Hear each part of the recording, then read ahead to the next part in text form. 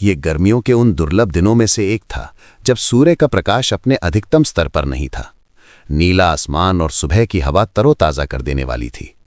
केवल एक हेलीकॉप्टर की आवाज उस शांतिमय वातावरण को भंग करने के लिए काफी थी। इस उत्तम नज़ारे के बीच हेलीकॉप्टर में एक आदमी बेहोश और बेखबर लेटा हुआ था। 4 बंदूकधारी उस पर ऐसे आंखें गड़ाए बैठे थे मानी अनंत काल से उसकी आंखें खुलने की प्रतीक्षा कर रहे हों। उस आदमी का चेहरा सफेद रंग से पुता हुआ था और उसकी दाढ़ी मूछें असामान्य रूप से बढ़ी हुई थी। उसके लंबे काले व बिखरे हुए बाल भी उसे और रहस्यमय बना रहे थे। 40 साल की उम्र के लिए वो काफी जवान प्रतीत हो रहा था।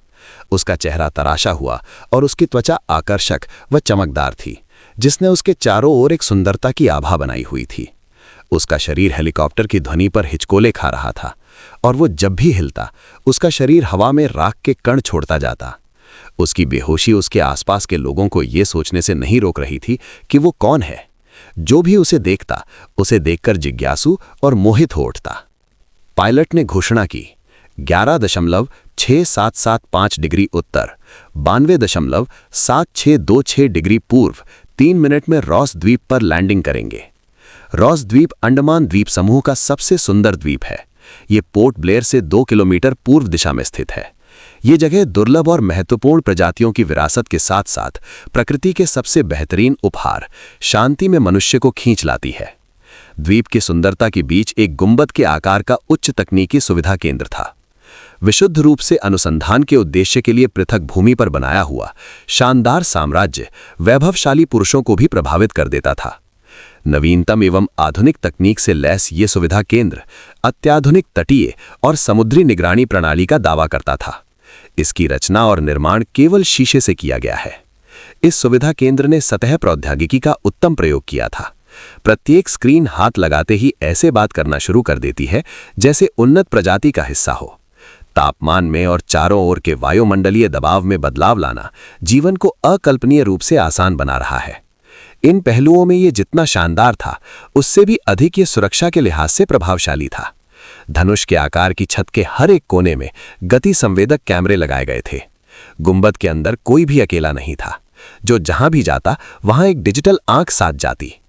वीरभद्र, एक स्वैच्छिक सेवानिवृत्त भारतीय सेना का पूर्व ब्रिगेडियर, अपना कक्ष छोड़ सीधे गुंबद के प्रवेश कक्ष की ओर गया। प्रवेश करते ही उसने 4 सशस्त्र पहरेदारों से घिरे कैदी को देखा। वे चारों उसके हथकड़ी लगे और आंख पर पट्टी बंधे बेसुध शरीर को बरामदे में से खींचते हुए ला रहे थे। उसके राख से सने नंगे पैर फर्श पर एक रास्ता सा बनाते जा रहे थे। यही वो व्यक्ति है, वीरभद्र ने सोचा। कैदी ने न्यूनतम कपड़े पहने हुए थे। केवल एक छोटे और पतले लंगोट ने उसके निचले भाग को ढका हुआ था। उसका पूरा शरीर भस्म से पुता हुआ और एक रुद्राक्ष की माला उसके गले में लटकी हुई थी। उसके उलझे हुए बालों का आधा हिस्सा जूड़े में लिपटा हुआ जंग लगे लोहे के त्रिशूल से विभूषित था। वीरभद्र इस जगह 21 लोगों के समूह के साथ एक सिक्योरिटी चीफ के रूप में आया था, जिनमें बंदूकधारी और गार्ड्स भी थे। वो यहाँ एक विशेष कार्य के लिए गया था। अपने संप्रदाय में सबसे बेहतरीन पुरुष होने के कारण उसे दुनिया भर के विभिन्न संगठन गुप्त व सामाजिक अभियानों के लिए बुलाते थे, किंतु ये अभियान उन सब से अलग था। वीरभद्र लगभग 6 फीट लंबा था। उसने अपने जीवन के पिछले 40 वर्षों में अच्छा जीवन व्यतीत किया था, जिसका पर्याप्त हिस्सा उसने सेना को समर्पित किया था। उसका चेहरा एक मामूली व्यक्ति की तरह था, कोई खास विशेषताएं नहीं थी। उसकी त्वचा सांवली और रंगरूटा जैसा बालों का कट उसके स्वभाव को और कठोर बना देता था। उसके दोनों हाथों पर ताजे जख्मों के निशान उसके द्वारा लड़ी गई लड़ाइयों की गंभीरता को प्रकट करते थे। उसका सख्त व गठीला शरीर उसकी काली जॉज, सफेद टी-शर्ट और भूरे रंग की लेदर जैकेट के नीचे काफी स्पष्ट दिखाई दे रहा था। उसकी आंखें काले एविएटर चश्मे से ढकी हुई थीं। वो हमेशा अपनी पिस्तौल, जो उसकी कमर पर जैकेट से ढकी रहती थी, उसके बारे में हर परिस्थिति में सचेत रहता था। वीरभद्र ने एक गार्ड को उस आदमी की आंखों पर से पट्टी हटाने और उसके हाथों को मुक्त करने का आदेश दिया। उसने अपना चश्मा उतारा, तब उसकी दाईं आंख के नीचे एक निशान दिखाई पड़ा। वीरभद्र की गहरी काली आंखें उस आदमी पर टिकी हुई थीं और वो कुछ पल के लिए हैरान खड़ा रहा। वीरभद्र और उसका बॉस उस आदमी की प्रतीक्षा कर रहे थे। हालांकि वो ठीक से नहीं जानता था कि क्यों।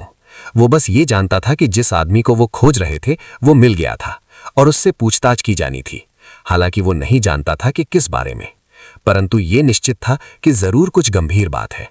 उसकी अधीरता अपने चरम पर थी, क्योंकि वो पूरी कहानी जानना चाहता था। वो सबसे गुप्त और अंतरतम चक्र में खड़े होने योग्य था। यदि नहीं तो उसे बुलाया ही क्यों गया था?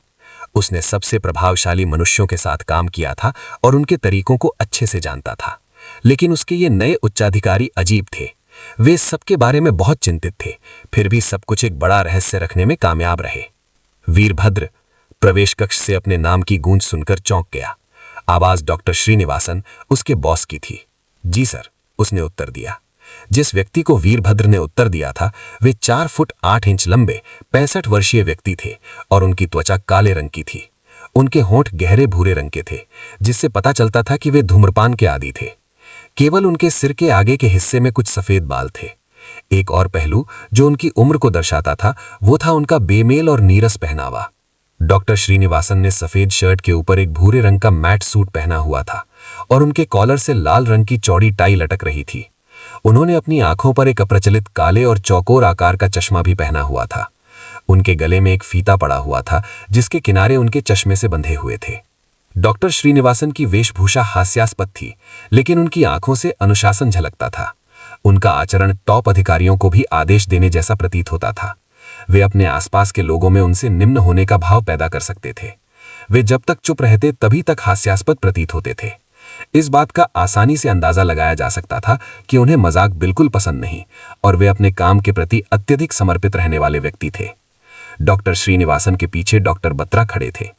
उन्होंने वीरभद्र और डॉक्टर बत्रा का एक दूसरे से परिचय करवाया।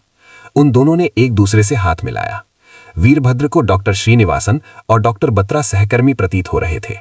वीरभद्र को वे कुछ अधिक प्रसन्नचित व्यक्ति नहीं लगे। अपने चेहरे के हाव भाव से वे उद्विग्न लग रहे थे और ऐसा लग रहा था मानो वे व्यथित हों। वे देखने में डॉक्टर श्रीनिवासन से भी अधिक पढ़े लिखे लग रहे थे। उनकी आंखें किसी बुद्धिजीवी के जैसी थीं। डॉक्टर बत्रा एक लंबे और लगभग 50 वर्ष की उम्र के आदमी थे और वे सिख समुदाय का हिस्सा थे। उनकी आंखें बड़ी और उनका चेहरा गोल मटोल था। उन्होंने गहरे लाल रंग की शर्ट और काली पतलून पहनी हुई थी, जो उनके काले चमड़े के जूतों के साथ अच्छी लग रही थी। उनके शरीर का ज्यादातर मोटापा उनके पेट के चारों ओर जमा हुआ था। उनकी दाढ़ी उनकी मूंछों से मेल खाती हुई एक अंदाज में कटी हुई थी। उन्होंने अपने दाहिने हाथ में एक कड़ा और बाएं हाथ में रोमन संख्या वाली एक उत्कृष्ट घड़ी पहनी हुई थी। डॉक्टर श्रीनिवासन ने अपनी भारी आवाज और दक्षिण भारतीय लहजे में पूछा, क्या यही वही है? आवनी सर, वीरभद्र ने तेलुगु में जवाब दिया और तुरंत अपने आप को ठीक करते हुए कहा, मेरा मतलब जी सर। तो हम किसका इंतजार कर रहे हैं? इसे पूछताछ कक्ष में लेके चलो। गार्ड्स कैदी को पकड़कर खींचते हुए वीरभद्र के पीछे चले। उन्होंने एक एल आकार के गलियारे में प्रवेश किया। डॉक्टर श्रीनिवासन सीधे चलते चले गए और वीरभद्र उनके पीछे चलता गया।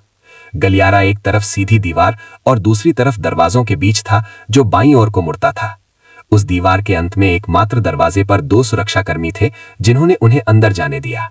वीरभद्र अब तक इस बात से अनभिज्ञ था कि इस आदमी से क्या पूछताछ की जानी है।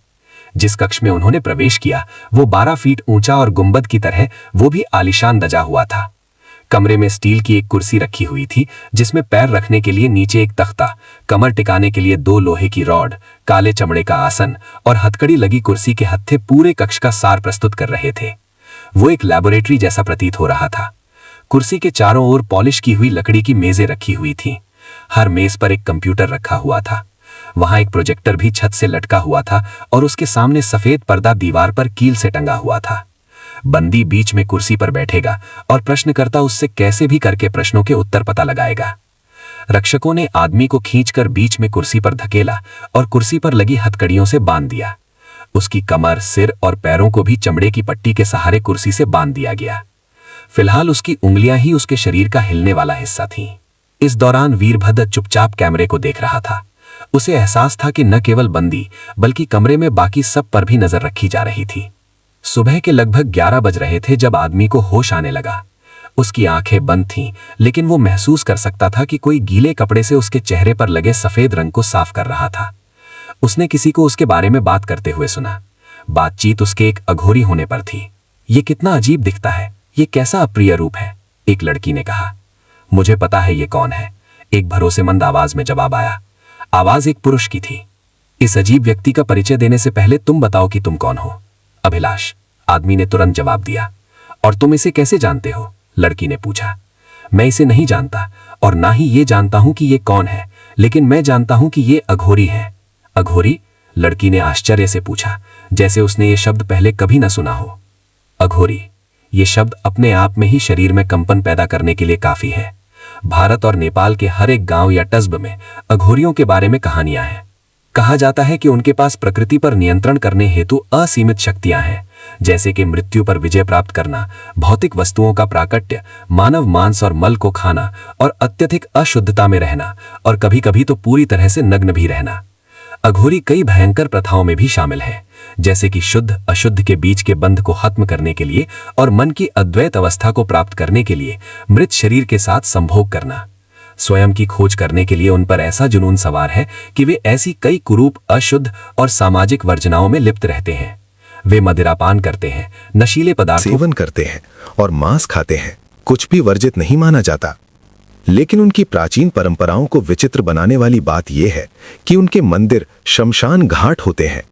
उनके कपड़े मृत शरीर से आते हैं, जलाऊ लकड़ी अंतिम संस्कार की चिता से और भोजन नदी से। जब किसी व्यक्ति की चिता जलाई जाती है तो वे मृतकों की राख से खुद को पोत लेते हैं और उनके ऊपर बैठकर ध्यान करते हैं। वे एक मानव खोपड़ी से बने कटीरे के साथ भिक्षा मांगकर जीवित रहते हैं। लेकिन फिर भी अघोरी जीवन का सबसे चौंकाने वाला पहलू उनका नरभक्षण है।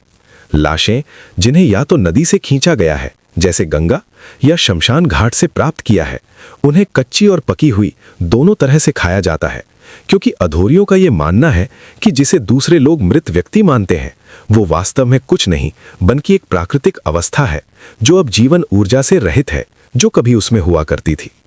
इसलिए जहां नरभक्षण आम लोगों के लिए असभ्य, जंगली और अशुद्ध है, वहीं अघोरियों के लिए यह संसाधनपूर्ण और रूढ़िवादिताओं को एक आध्यात्मिक अन्वेषण में बदलने का साधन है कि कुछ भी अपवित्र पा भगवान से अलग नहीं है। वास्तव में वे इसे एक वैज्ञानिक दृष्टिकोण से देखते हैं कि तत्व कैसे एक रूप से दूसरे रूप में परिवर्तित होता है। उत्तरी भारत की सड़कों पर कई अघोरी साथ घूमते, हाथ में खोपड़ी का कटोरा लिए देखे जा सकते हैं। वे कभी भी अपने बालों को काटने की जरूरत नहीं समझते। वे अपने शरीर का इस्तेमाल कर भय और पूर्व धारणाओं पर विजय पाने के लिए सत्य एवं भेदभावपूर्ण पथ पर चलने और परम अवस्था को प्राप्त करने की साधना करते हैं। सदियों से वे अपनी अजीब और रहस्यमयी जीवन शैली से दुनिया भर के लोगों को मंत्रमुग्ध करते आ रहे हैं। अघोरियों के इतिहास को देखा जाए तो पता चलता है कि सर्वप्रथम अघोरी जिसने भविष्य के अघोरियों के जीवन की नींव रखी, उसका नाम कीनाराम था। माना जाता है कि यह 150 साल तक जीवित रहा और 18वीं शताब्दी के अंतिम चरण के दौरान उसकी मृत्यु हो गई। अघोरियों का विश्वास है कि शिव परम और सर्वशक्तिमान, सर्वभूत और सर्वज्ञ है। उनके अनुसार इस ब्रह्मांड में जो कुछ भी होता है वो शिव की इच्छा से होता है। देवियों में उनके लिए मां काली का रूप सबसे पवित्र है। एक और आवाज ने बातचीत में हस्तक्षेप किया। इस बार आवाज आदमी के बहुत करीब थी। डॉक्टर बत्रा बातचीत में शामिल होकर बोले, अघोरी दावा करते हैं कि उनके पास आज के समय में मौजूद सबसे घातक बीमारियों, यहां तक कि एड्स व कैंसर की भी औषधियां उपलब्ध हैं। ये औषधियां जिन्हें वे मानव तेल से संबोधित करते हैं, वो एक शव के जलने के बाद जलने वाली आग से एकत्रित की जाती है। हालांकि वैज्ञानिक रूप से उनका परीक्षण नहीं किया गया है, परंतु अघोरियों के अनुसार वे अत्यधिक प्रभावशाली हैं। बंदी महसूस कर सकता था कि डॉक्टर बत्रा अघोरियों पर अपने जान का प्रकाश डालते हुए उसके हाथ में एक सिरिंज इंजेक्ट कर रहे थे। बर्फ से ढके पहाड़ों से लेकर गर्म रेगिस्तान और बाध आक्रांत जंगलों तक वे उन सब स्थानों पर रहने के लिए जाने जाते थे जहां कोई अन्य मनुष्य जीवित नहीं रह सकता। अभिलाष बात को आगे बढ़ाता हुआ बोला, अघोरियों के लिए कुछ भी अशुद्ध, बुरा तथा घिनौना नहीं है। उनके अनुसार यदि आप सबसे विकृत कार्य करते हुए भी ईश्वर पर ध्यान केंद्रित कर पाते हैं तो आप ईश्वर के साथ एक रूप हो जाते हैं। अधिकतर आबादी की शमशान घाट में एक शव के ऊपर बैठकर साधना करने की हिम्मत नहीं होगी। अघोरियों का मानना है कि हर कोई एक अघोरी ही पैदा होता है। एक नवजात बच्चा अपने मल, गंदगी और खिलौने के बीच अंतर नहीं करता, बल्कि सबसे खेलता है। वो माता पिता और समाज के द्वारा बताए जाने पर ही उनमें अंतर करना शुरू करता है। जैसे जैसे बच्चा बड़ा होता है और भौतिकवादी आधार पर चयन करने लगता है, तभी वो अघोरी होने के लक्षण खो देता है। हम बच्चों को भगवान का रूप मानते हैं। अघोरियों का मानना है कि शवों के बीच संभोग करने से अलौकिक शक्तियों का जन्म होता है। महिला साथियों को भी मृतकों की राख से पोता जाता है। यौन क्रिया के दौरान ढोल पीटना और मंत्रों का जाप किया जाता है। वे ये सुनिश्चित करते हैं कि किसी भी महिला को उसके साथ यौन संबंध बनाने के लिए मजबूर न किया गया हो, और ये भी जरूरी है कि महिलाओं को संभोग क्रिया के दौरान मासिक धर्म होना चाहिए। अब जब आप वाराणसी जैसे शहर में नरभक्षण का अभ्यास करते हैं, जहां मांसाहारी भोजन की भी प्रति असहमति प्रकट की जाती है, आप जानते हैं कि आप अपने लिए मुसीबत पैदा कर रहे हैं। लेकिन आश्चर्यजनक बात यह है कि सार्वजनिक रूप से मानव मांस खाने के बाद भी उनके खिलाफ कोई विशेष कार्यवाही नहीं की जाती। ऐसा इसलिए हो सकता है कि वे मृत मानव मांस खाते हैं और उसे खाने के लिए किसी को मारते नहीं हैं। सच्चे अघोरी भोले, प्यारे और दयालु होते हैं और हमेशा मिलने पर आपको आशीर्वाद देते हैं। वे अपना अधिकतर समय ध्यान करने और ओम नमः शिवाय का जाप करने में बिताते हैं। ओम शब्द उस बेहोश अघोरी के कानों में गूंजा और धीरे से उसने अपनी आंखें खोली।